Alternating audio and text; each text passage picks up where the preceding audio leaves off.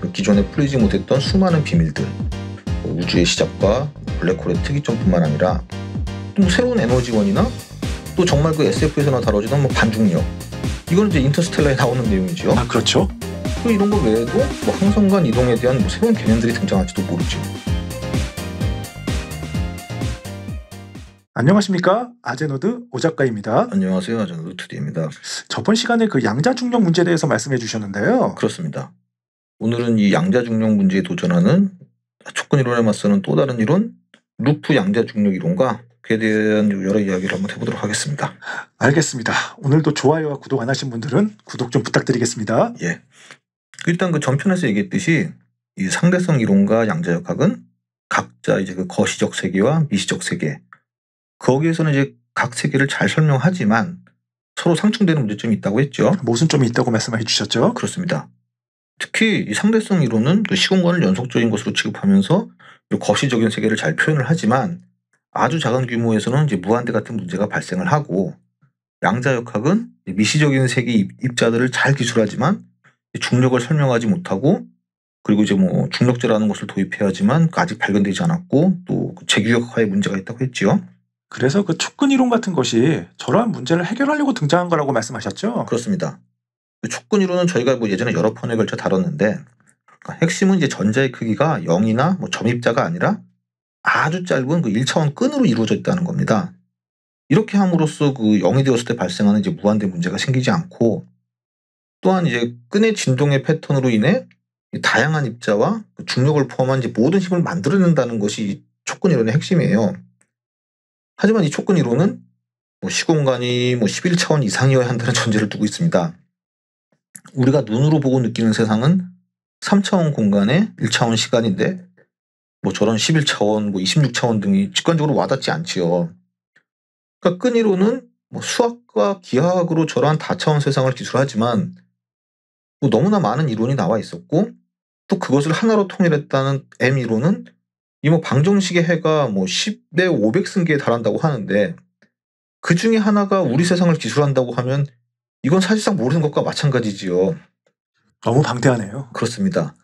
그래서 그러한 여러 문제도 있기 때문에 다른 대안 이론들도 있는데, 그중 하나가 바로 이 루프 양자중력 이론입니다. 이 이론은 어떻게 보면은 그 양자역학에서 이제 파생됐다고 볼 수 있는데, 일단 양자역학과의 좀 차이를 알아보도록 하겠습니다. 전편에서도 말씀드렸듯이 이 양자역학은 플랑크 길이 10의 마이너스 35승미터를 이제 최소의 단위로 여겨요. 이보다 작은 것은 취급하지 않습니다. 존재하지 않는다고 보는 거죠.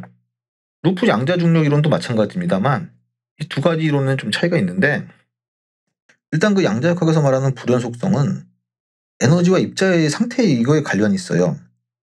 그러니까 입자의 위치, 운동량, 그 에너지는 불연속적, 즉 양자가 되었다고 보지만 그 입자들이 존재하는 시공간 자체는 연속적인 배경이라고 여겨요. 그 위에서 최소한의 단위값들 가지고, 그리고 그 사이의 값은 없다는 겁니다.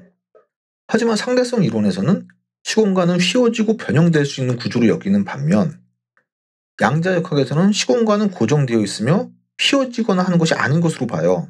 그리고 중력은 다른 힘들, 전자기력, 강력, 양력이 양자가 된 것처럼 아직 밝혀지지 않은 중력자가 있을 것이라고 이제 여겨지기도 하지요. 반면 이 루프 양자중력 이론은 시공간 자체, 그 자체가 플랑크 단위로 이루어진 것으로 여겨요.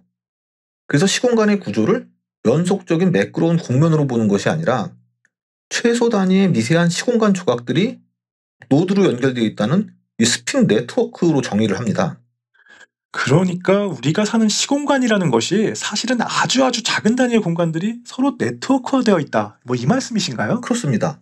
그러니까 플랑크 길이 단위의 작은 공간 조각을 노드라고 하면서 이 공간을 엣지라는 선으로 서로 연결된, 링크된 구조라는 거예요. 그래서 우리는 공간을 3차원 좌표계로 여기지만 사실은 이게 양자적 상태들의 네트워크라는 겁니다. 즉 우리가 보고 느끼는 공간은 우리의 개념으로는 X축, Y축, Z축의 이런 3차원 공간으로 느끼지만, 그것의 본질은 사실은 아주 작은 그런 미세한 공간의 조각이 복잡하게 얽혀서, 그래서 이제 우리 눈에는 이렇게 보인다는 거예요. 즉 공간의 개념을 양자 상태들의 네트워크로 보는 것이고요. 이 조각을 연결하는 링크들의 값에 따라서 중력장, 즉 시공간의 휘어짐을 나타낸다는 겁니다. 이렇게 스핀 네트워크는 한순간의 시공간의 상태라면은 시간에 따라 이 네트워크도 변화하게 되는데 이것을 이제 스핀 폼이라고 합니다. 여기서의 폼은 그 거품의 폼을 의미해요. 아, 거품이요? 그렇습니다. 그러니까 네트워크 연결이 바뀌면서 이 구조가 마치 그 거품이 변형되는 것과 비슷하게 보인다고 해서 이러한 이름을 붙인 거거든요. 즉 쉽게 정리하자면은 스핀 네트워크는 영상의 정지된 프레임 같은 것이라면 스핀 폼은 재생되는 동영상 같은 것이라고 할 수 있어요. 그리고 이렇게 스핀 네트워크가 변화하면은 이 노드들이 새로운 링크로 연결되거나 아니면 또 이제 기존의 연결들이 이제 끊어지는 과정들이 생기는데 이 과정에서 루프, 즉 고리 같은 형태가 생겨나게 됩니다. 그래서 3차원 공간에 시간의 변화가 담긴 4차원 시공간을 이 스핀 폼으로 표현하는 것이 이제 루프 양자 중력 이론입니다. 무슨 얘기인지 감이 잘 안 옵니다만.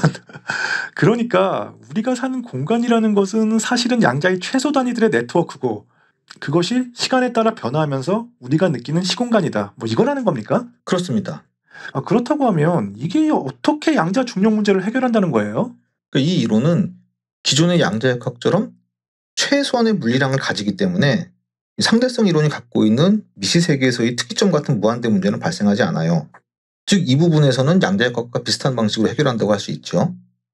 하지만 이제 기존 양자역학은 이제 거시적 세계에서의 그 시공간의 휘어짐이나 중력자의 재기역화 같은 문제가 있지만 이 루프 양자 중력 이론은 앞에서 얘기한 그 스핀 폼의 고리 구조가 이게 바로 시공간의 휘어짐을 나타낸다는 거예요. 시공간의 휘어짐이 뭡니까? 중력 아닙니까? 그렇죠. 그러니까 앞서 말했듯이 이 이론에서는 시공간을 네트워크의 변화로 여기는데 따라서 이 구조의 변화가 바로 시간과 공간의 변화가 된다는 거예요. 물결이 움직이면 생기는 파동처럼 이 루프 구조는 시공간의 변화의 패턴이 됩니다. 따라서 이 이론에서는 중력자가 필요 없고 중력의 양자화가 이루어지는 거예요. 이 이론에서의 시공간이라는 것이 양자화된 네트워크의 변화로 여기니까요. 아, 그러면 이 이론에서는 빅뱅은 어떻게 해석하나요? 예, 그거 좋은 질문인데 빅뱅 이론이라는 게 우주가 0의 크기, 즉 특이점에서 시작한 것으로 보지만 이 루프 양자 중력 이론은 앞에서 살펴봤듯이 특이점이 없잖아요. 플랑크 단위라는 최소 단위가 있기 때문에 저러한 빅뱅의 특이점 같은 것이 성립이 되지 않습니다.